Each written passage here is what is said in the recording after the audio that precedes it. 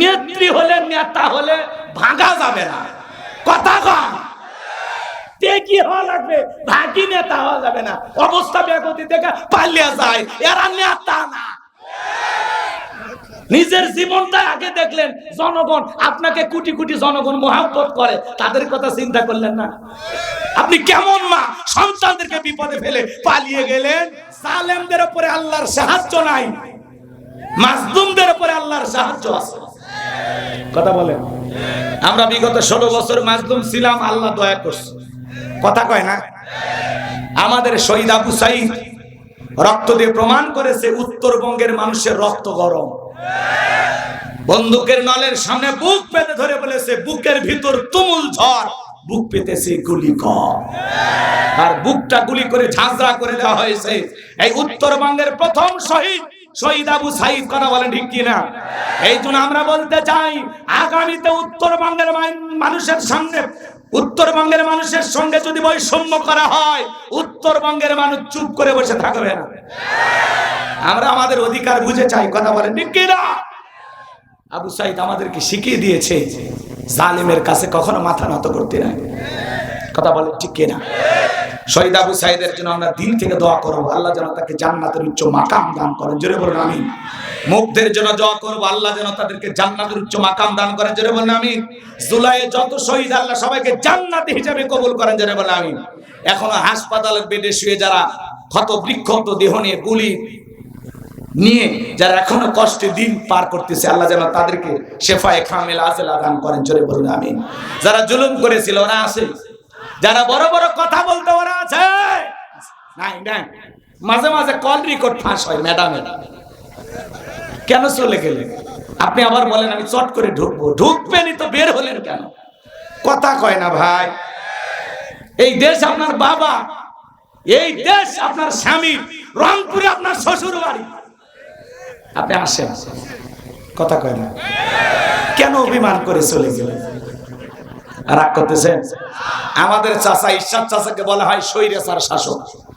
আমাদের ইরশাদ চাচা ক্ষমতা থেকে পদত্যাগ করে জেলে গেছে, তাও দেশ ছাড়েনি। জিনিস একটা, নেতা হলে কারে বলা লাগে, ইরশাদ চাচার থেকে শেখা লাগে। চাচা দেশ ছেড়ে পালায়নি, জেলে গেছে, তা জনগণক ছাড়েনি, কথা কয়। বিএনপির নেত্রী বেগম খালেদা জিয়া কত বছর ধরে অসুস্থ, দেশের বাইরে গেছে, জেলও খাচ্ছে, এখনো দেশে আছে। নেত্রী হলে নেতা হলে ভাঙা যাবে না, কথা কম। কি হওয়া লাগবে, ভাগি নেতা হওয়া যাবে না। অবস্থা ব্যাগতি দেখে পালিয়ে যায়, এরা নেতা না। নিজের জীবনটা আগে দেখলেন, জনগণ আপনাকে কোটি কোটি জনগণ মহব্বত করে, তাদের কথা চিন্তা করলেন না। আপনি কেমন মা, সন্তানদেরকে বিপদে ফেলে পালিয়ে গেলেন। আবার বলে আমি আসবো, আসবেনই তো, গেলেন কেন? কথা কেন না? ববু আইবা তুমি আইবা গো, সেই দিন আইসা বুবু ক্ষমতা পাইবা না। ববু আইবা তুমি আইবা গো, সেই দিন আইসা বুবু ক্ষমতা পাইবা না। খোঁজ নাই বুবু কাদের কাকার, অবস্থা খারাপ দরবেশ বাবার, হাউ নাঙ্কেল এখন সামনেও আসে না। না থাক, বলবো না, কষ্ট যাবে। এগুলো বললে অনেকে মন খারাপ করে। 16 বছরের মায়া তো আর কাটে না সহজে, কথা কি বুঝছেন? খোঁজ নাই কাদের কাকার, উনি নাকি এখন আসামি আছে। ওবায়দুল কাদেরের তথ্য পাওয়া যাচ্ছে আসামে আছে। উনি ওনার নেত্রীর সাথে দেখা করার জন্য খুব চেষ্টা করতেছেন। ওনারা দুইজনে একটু মিলিত হতে চায়। ওনাদের মনের ভিতরে অনেক কথা জমে আছে, ভবিষ্যৎ কি প্ল্যান করে বাংলাদেশে ঢোকা যায়, এই চিন্তা ভাবনায় তারা মগ্ন আছে। আমরা বলবো এত চিন্তা করার কোনো দরকার নাই, আগামী শুক্রবারই বাংলাদেশে আসেন। আপনার তারিখ দিলাম, আমরা আসেন, কথা কয় না কে? এদেশের 18 কোটি মানুষের 36 কোটি চোখ তাকিয়ে আছে, আপনি আসেন। কেন অভিমান করে গেলেন? কি দরকার ছিল যাওয়ার? কথা বলেন ঠিক না? খোঁজ নাই বহু কাদের কাকার, এখন নাকি আসামে আছে। আসাম মানে কই? ভারতে, কথা কয় না কে? বোঝেন না? আসামে আমি ওয়াজ করেছি, আসামের কোকরাঝার একটা জায়গার নাম, সে জায়গা আমি বয়ান করে আসছি। আসাম, তারপরে আপনার উত্তর 24 পরগনা, দক্ষিণ 24 পরগনা, উত্তর দিনাজপুর, দক্ষিণ দিনাজপুর, পূর্ব মেদিনীপুর, পশ্চিম মেদিনীপুর, বাঁকুড়া, হাওড়া, এগুলো জায়গাতে আমি অনেক জায়গায় বয়ান করছি। ভারতের 12টা জেলা আমি সফর করেছি, 47টা প্রোগ্রাম করেছি। এখন দাদারা খুব রাগ করে, যেতে দেয় না। আমরা নাকি ধর্ম প্রচার করতে যাই, তো ধর্ম প্রচার করলে তোমার সমস্যাটা কি? ওরা ভয় পায়, সব যদি মুসলমান হয়ে যায় ভয় পায়। এত বড় টিপ পরা এক মহিলা ইমিগ্রেশনে বসে আছে, আমার দিকে বলতেছে আপনি তো ফেমাস। আপনি কেমনে চিনলেন? আপনি তো অমুসলিম নারী। তখন বলতেছে থামেন, ইউটিউবে সার্চ দিল, কম্পিউটারে সার্চ দিয়ে সব চলে আসছে। বলতেছে এই যে আপনি গোলাম রব্বানী না, আপনি তো আমাদের দেশে এসে ওয়াজ করে কিছু হাদিয়া পাচ্ছেন, সেই টাকা নিয়ে যাচ্ছেন, আমরা সব তথ্য পাইছি। হিন্দু মহিলা, সেও আমার ওয়াজ শুনে বলতেছে এই যে, তখন আমারে বলতেছে আপনি বিশ্বের অনেক দেশে যান, সব দেশে যায় যখন দেখবো আপনার পাসপোর্ট অনেক ভারী হয়ে গেছে, তখন আর আমরাও আপনাকে ঢুকতে বাধা দেব না, আপনি তখন আসবেন। আমি তখন মনে নিয়ত করে আসছি যে তোদের দেশে আমার আর না আসলেও চলবে। কথা কন ঠিক কিনা? আর যদি মানুষ যদি কখনো ক্ষমতার চেয়ারে বসে, কথা কন না কেন, দাদাক দিয়ে হবে না। দাদা আমাদের উপর খুব খেপা, কথা কন না কেন, দাদাক দিয়ে হবে না। অতএব দাদা কতদিন আছে থাক, সমস্যা নেই। রাগ করতেছেন আপনারা, বিরক্ত হচ্ছেন? দাদা রাজনীতি কিন্তু আমাদের কাছ থেকে শিখছে।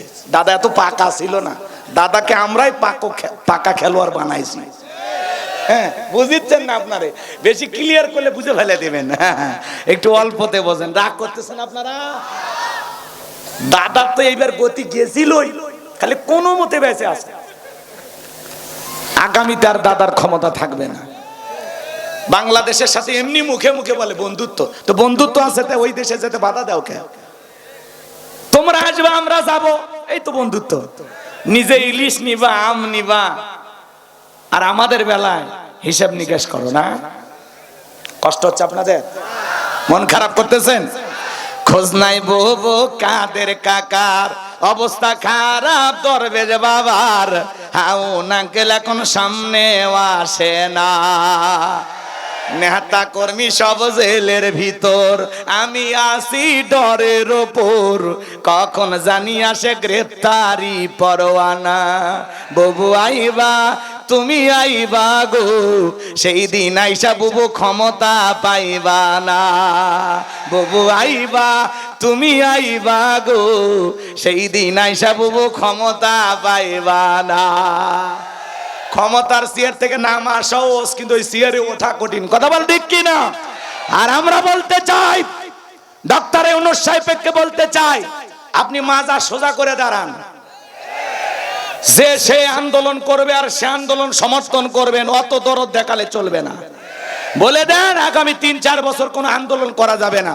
যদি দেশকে পরিবর্তন করতে চান, আর যদি না পারেন দ্রুত নির্বাচন দিয়ে আপনারা সরে যান। কথা বলেন ঠিক কিনা? কারণ আপনি যেমন তেমন ভাবে ক্ষমতায় আসেন নাই। এই দেশের তরুণ যুবক শিশুদের রক্তের উপরে দাঁড়িয়ে আপনি ক্ষমতার চেয়ারে বসেছেন। আপনি মাজা সোজা করে দাঁড়ান, আপনার গায়ে ফুলের টোকা দেওয়ার সাহস কারো হবে না। কারণ আপনি ব্যর্থ হলে পুরো বাংলাদেশের মানুষ ব্যর্থ হবে। আগামীতে আরো কোন স্বৈরাচার, কোন জালেম মাথা চারা দিয়ে বাংলার মস্তকে বসুক, এটা আমরা চাই না। কথা বলে ঠিক। আর যাই হোক, পুরুষ প্রধানমন্ত্রী চাই। কথা কন, রাগ করতেছেন? সিদ্ধান্ত নেন। আমেরিকার 47তম প্রেসিডেন্ট হলো ডোনাল্ড ট্রাম্প। তারা যদি সিদ্ধান্ত নিতে পারে যে আমেরিকার প্রেসিডেন্ট কোন নারী হবে না, ওরা পৃথিবীরবাসীকে উৎসাহ দেয়, কিন্তু ওরা নিজেরা ঠিকই শিয়ানা। ওরা ওদের দেশের নারীকে প্রধানমন্ত্রী বানায় না, নারীকে প্রেসিডেন্ট বানায় নাই। তার মানে কি বুঝলেন? তার প্রতিদ্বন্দ্বী ছিল কমলা। কি ডোনাল্ড ট্রাম্পের চাইতে শক্তিশালী ছিল না? কথা বলেন। ডোনাল্ড ট্রাম্পের মতো মানুষকে ওরা আমেরিকার প্রেসিডেন্ট দ্বিতীয়বারের মতো বানাইলো, তা ওরা কোনো নারীকে মেনে নিল না। আমরা আগামীতে সিদ্ধান্ত নেব, বাংলাদেশের প্রধানমন্ত্রী সরকার যে হবে, অবশ্যই একজন পুরুষ প্রধানমন্ত্রী চাই। কারা কারা হাত তোলেন? লিল্লাহি তাকবীর। পুরুষ পুরুষের দুঃখ বুঝবে, মেয়ে মানুষ সুখের জায়গা শান্তির জায়গায় পৌঁছে গেলে সহজে ছাড়ে না। কথা কন না কেন? আর ওদের অভিমান, রাগ বেশি, জেদ বেশি। দেখেন না মাঝে মাঝে রাগ করে বাড়ির হাড়ি পাতিল ভেঙে ফেলে দেয়। তো ঘর ভেঙে ফেলে দিলে দেশও ভেঙে ফেলে দিলে। কথা কয় না? হ্যাঁ, এই জন্য ওদেরকে ওই জায়গায় নিয়ে যাওয়া যাবে না, ওরা ঘরে থাক। কথা কন? রাগ করতেছেন মনে হয়? বাজান গো সামনের দিকে যায়, মন খারাপ করবেন না, একটু বলার সুযোগ দেন, সামনে গেলে আরো কথা হবে, মন খারাপ করবেন না। হযরতে বেলাল দেখে বলেন, নবী আপনার চাইতে সুন্দর মানুষ আমি জীবনে কোনোদিন দেখি নাই। নবী গো আপনি কালেমার দাওয়াত দেন, ইসলামের প্রচার প্রসার করেন, দয়া করে আমার একটু কালেমা পড়ে মুসলমান বানায় দেন। বিশ্ব নবী হযরত বেলালকে কালেমা পড়া দিলেন, লা ইলাহা ইল্লাল্লাহু মুহাম্মাদুর রাসূলুল্লাহ সাল্লাল্লাহু আলাইহি ওয়াসাল্লাম। হযরত বেলাল কালেমা পড়ে মুসলমান হয়ে গেল। আমার নবী ডেকে বলে, বেলাল ইসলামের অবস্থা এখন ভালো না, কালেমা পড়েছো আপাতত প্রকাশ করা যাবে না। আপনারা বলেন তো বাজান, ইসলামের অবস্থা কি সব সময় ভালো থাকে? আজও তাম পৃথিবীর দিকে তাকায় দেখেন, ওই জালেমদের টার্গেট ইসলাম আর মুসলমানকে বিদায় করা।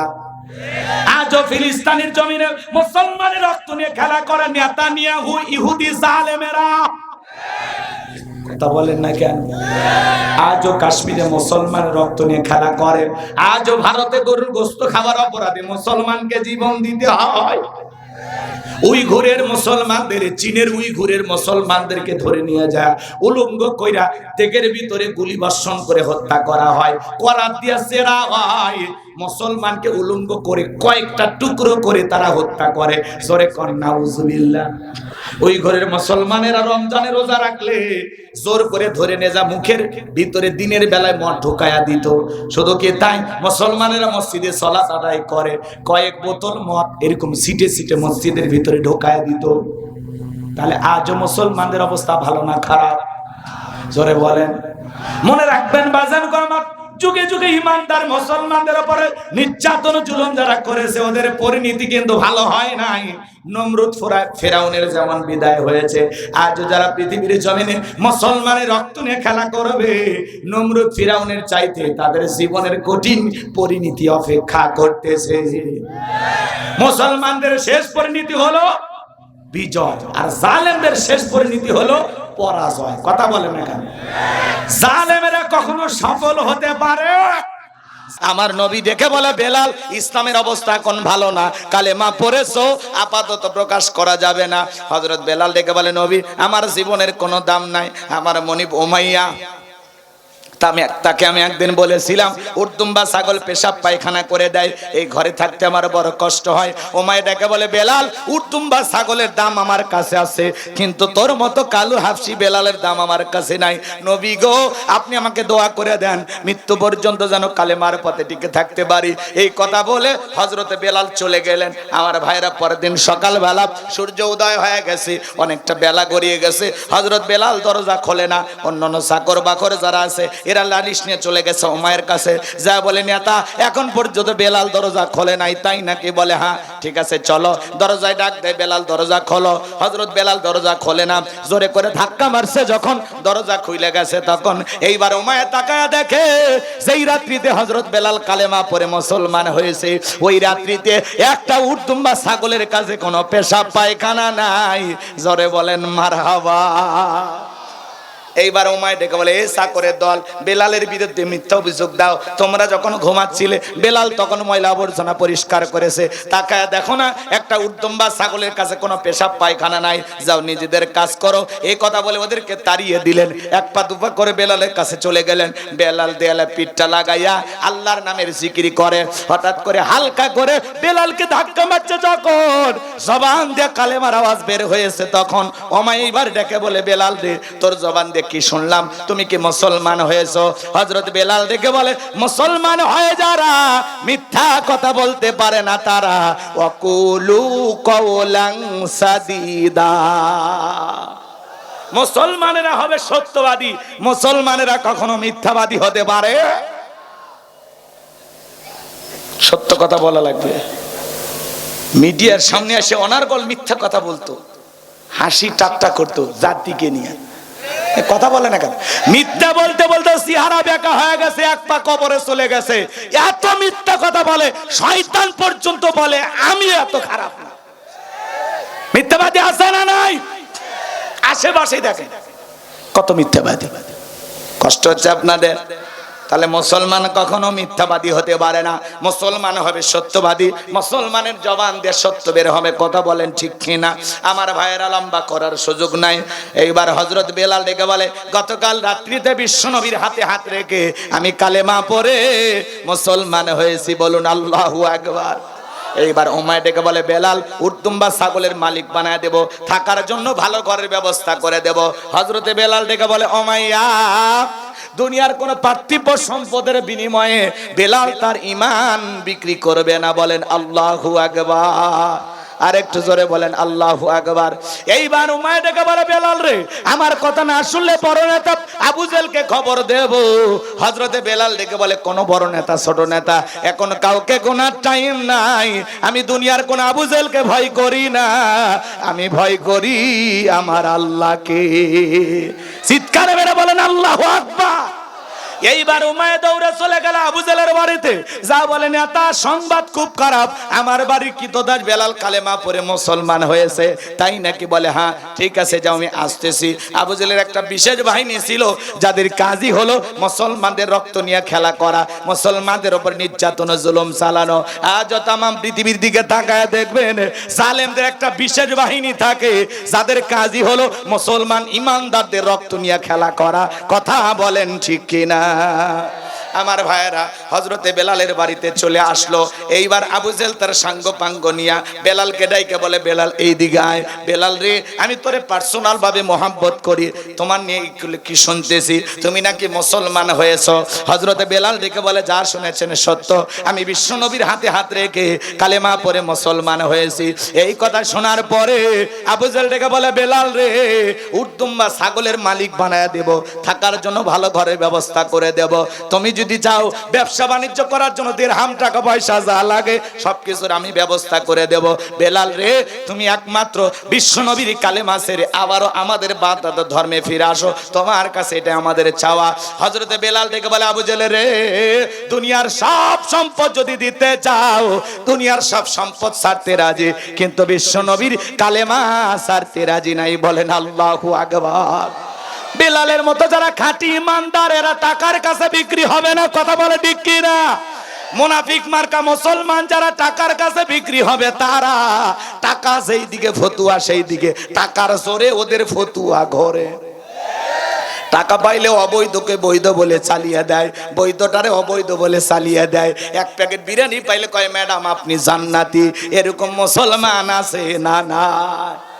বেলালের মতো খাঁটি ইমানদার এরা কখনো টাকার কাছে বিক্রি হবে? গভীর মনোযোগ দিয়ে শুনবেন বাজান গো আমার।